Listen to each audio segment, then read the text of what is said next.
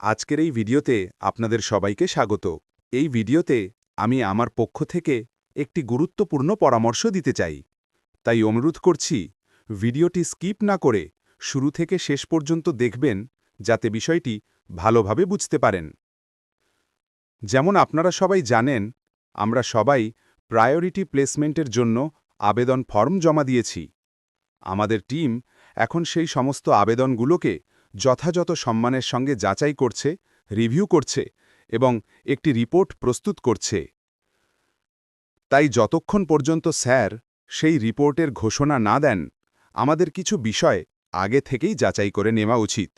এটি আমার ব্যক্তিগত পরামর্শ। ভিডিওটি দেখার পর আপনি নিজেই সিদ্ধান্ত নিতে পারবেন এটি আপনার করা উচিত কিনা। চলুন বিষয়টি পরিষ্কারভাবে বুঝে নিই। প্রায়োরিটি প্লেসমেন্ট পজিশনের জন্য যেসব আবেদন জমা পড়েছে, সেগুলো কোম্পানির টিম পরীক্ষা করছে এবং রিপোর্ট তৈরি করছে। এই পজিশন সেই ব্যক্তিরাই পাবেন যারা কোম্পানির নির্ধারিত ক্রাইটেরিয়ার মধ্যে পড়বেন।